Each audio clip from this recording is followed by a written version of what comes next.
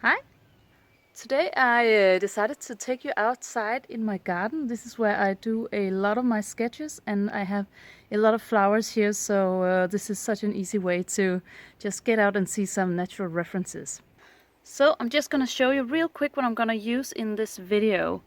First we have some paints. These are Daniel Smith paints, and I have a brush. This is a number 6 and it's a synthetic brush. Round, very nice tip, very nice, look at that, very pretty. Then I have a bujo. It's a 160 grams, so it's not watercolor paper, but it works really well either way. I have some drawing stuff here, eraser, a pencil, and I'm actually going to use this one. Okay, sorry, I have a cat right here. I'm going to use this one. It's a 2B, and this is a graphite pencil, but regular pencil works really well as well. And then a fineliner. This is a 0.1. I'm gonna use one that's a bit thicker as well, a 0.3. The brand doesn't matter. All that is important is that it's waterproof. I'll pour water. We have water and a piece of paper there to rinse the brush. Something to sit on here, cat, and some flowers. Let's have a closer look at these flowers. They are beautiful. These are called Rudbeckia, or sun hat in Danish, and they are very pretty and bright. They have these small curls, and some of them are a little bit broken, and they are just very pretty. So let's try to sketch those out. And I'm just gonna start by flipping through my sketchbook here. You can see I have quite a lot of flowers in here. I use this mostly in my garden to sketch flowers, so this is just one for the collection of garden flowers. I'm gonna choose the graphite pencil I talked about earlier. This is a 2B, so it's a little bit soft, and I'm just sketching out. I'm looking at my flower while I'm sketching, and just starting with the center of the flower and just working my way out from there, trying to see how far out do I need my petals to go. Are there any curves or bends to them? How many petals are there? This is not like a botanical study, but this is very much training your observation skill. I do a lot of these sketches and I absolutely love it. This is a quick way to get a good understanding of this flower. I often use these as a pre-study for my watercolor work. Just trying to see what is the shape, what is the small quirks of this flower, and how can I interpret it in a pretty loose manner. Oh, and by the way, if you want to see more videos, you can totally subscribe to my channel. I have a lot of other videos there, and also there's I have some classes on drawing flowers in watercolor and ink. So I'm gonna post links for that in the description text below. I have my own school and I'm on Skillshare, so go check that out. And you can see I'm just sketching away. I'm not going to speed this up in any way. A lot of you asked for non-speedy versions of my videos, so this is what I'm going to give you. I'm just going to sketch it real nice here with my pencil. And if you're ever in doubt about your watercolors, make some pencil sketches first. I know we're not drawing anything. When you can totally paint watercolors without drawing, but I really like how it shapes the flower and how we get to know the flower. It's almost like it's going to be our friend when we've drawn it a couple of times. So I definitely recommend going in with some sketches first.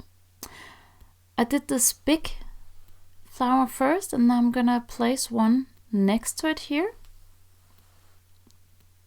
This is gonna be a little bit smaller, so hopefully it's not going to share the stage with, oh, well, it is going to share the stage, but it's not going to be dominant in the picture. I want the big flower that I started out with to be the biggest one.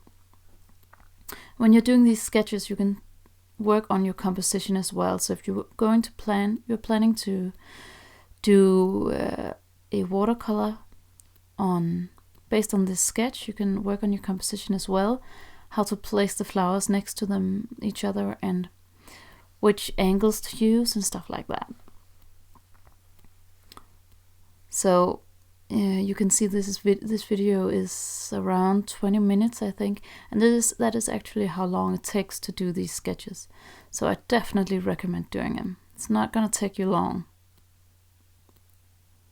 And you don't need natural references. As I said before, I really like going out in my garden and looking at flowers and references, and you can really see the flowers from all angles, and that is, for me, the best way to capture these flowers' essence, because when you find pictures online, you can totally do that, but you're very limited to the angles that they chose, and it can work really well, and no one will ever know that you feel like you're missing something. But when you're going out in real life, you really have an opportunity to capture the, oh, this is gonna sound crazy, but you're going to capture the soul of the flower, and that is hard to do in a painting.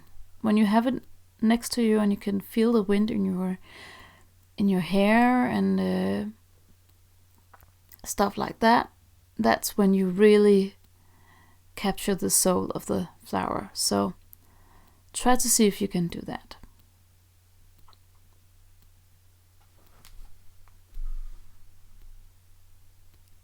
And I'm also, this is gonna be almost like a bud, with some petals at the bottom, and I'm just gonna do some stems here. The stems on this flower are pretty thick, so I'm gonna do them pretty well thick. And I'm just gonna add some leaves as well.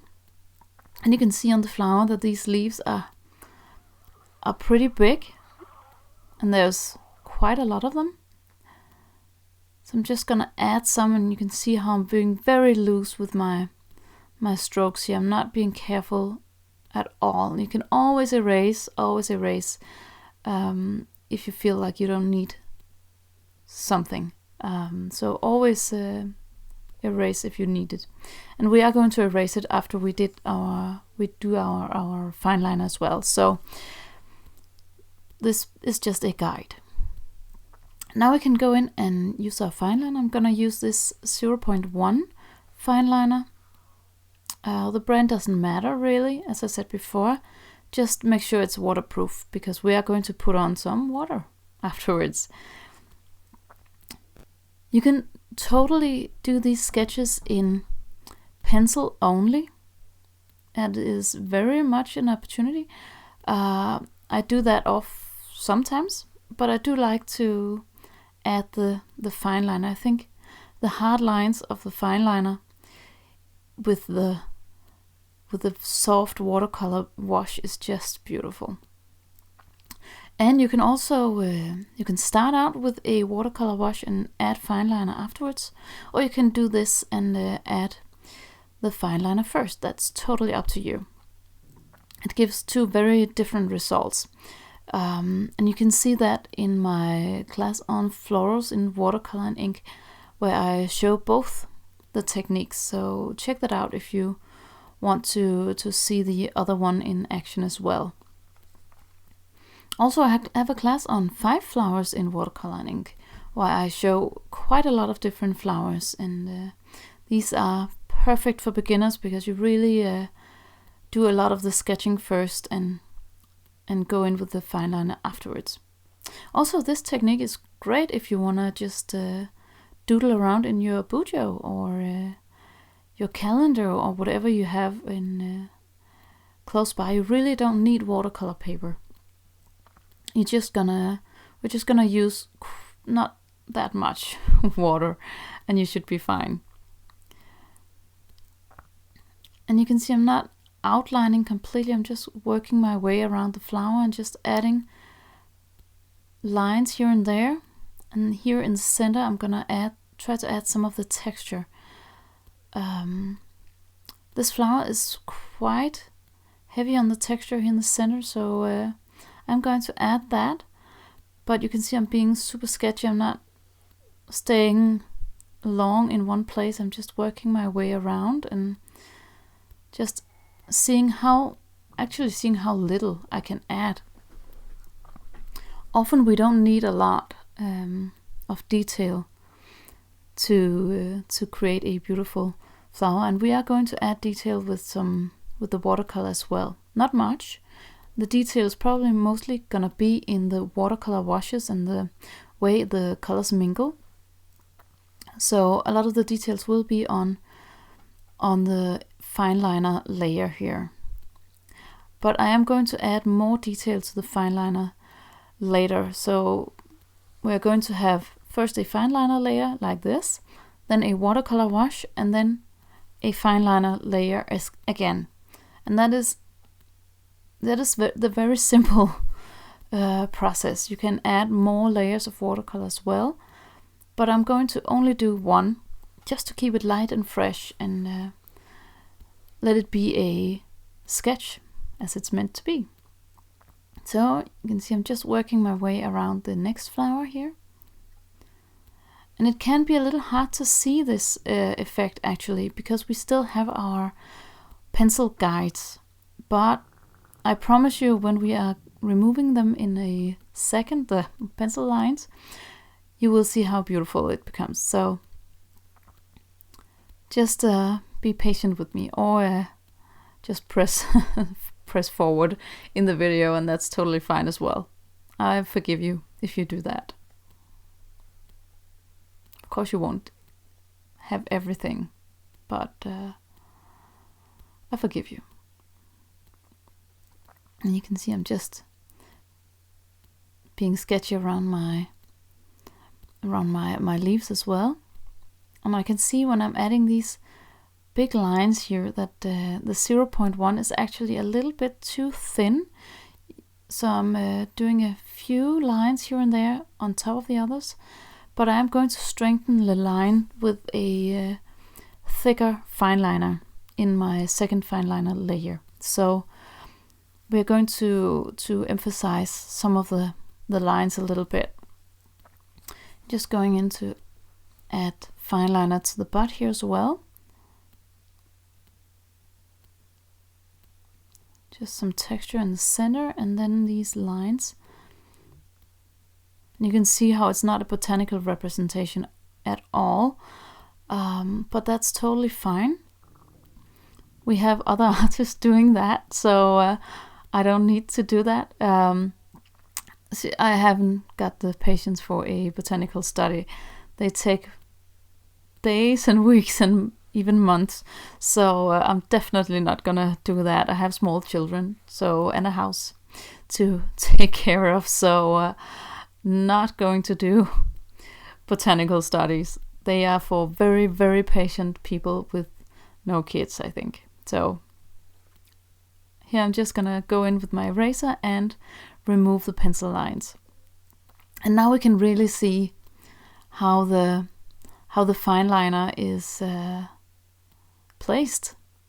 Before we didn't really have a clue, so I think it's good to go in with your eraser and remove it. But if you feel like something is missing because you had the pencil lines and you didn't realize that there was areas you didn't draw in, try to add that as you go, so you still have the guides. Then you can erase it afterwards. Just let it be a process.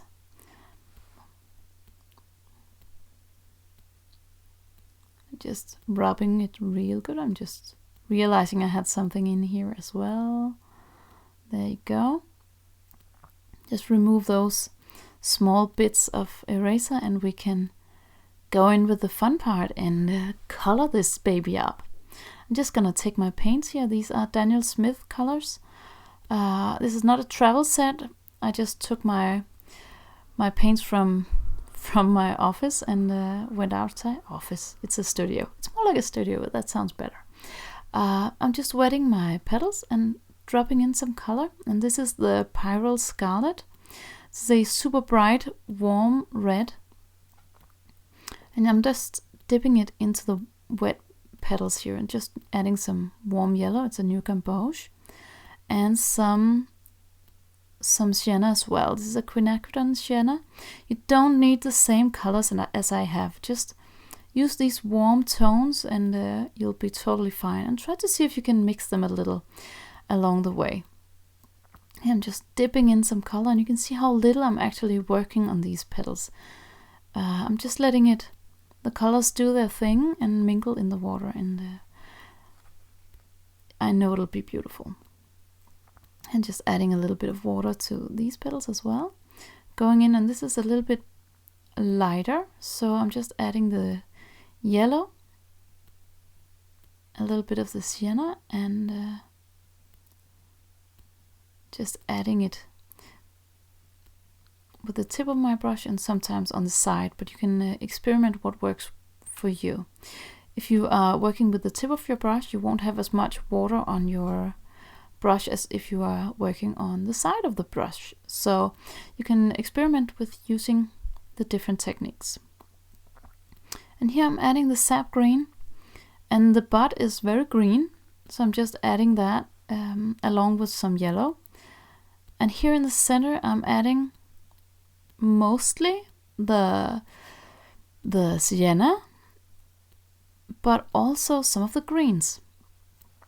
And as you probably know, the green and the yellow are complementaries and can muddy up, so really don't rub it and mess it up, but just add it next to each other and they will emphasize each other and be super beautiful. You can see I'm just going to the leaves here and adding a little bit of the sienna to the leaf and to the greens, just to break the color. The sap green can be very bright and clean, so if you don't add anything, but if you add a little bit of the orange or yellow or the red, you can break the color up and muddy up just a little bit, and it'll be so beautiful. Let the greens in the centers run into the petals, and it'll create a beautiful transition. I'm just gonna use a little bit of splatters here as well, just to create some life, and because, well, I like it. So that's all the watercolor we need. Now we're going to, okay, I'm just gonna take a deep breath here before I choke on my talking here. Okay, I'm gonna go in with a fine liner now, and this is a 0.3, so it's a bit bigger. I'm just gonna add some details here, and I'm not speeding this up in any way. I'm just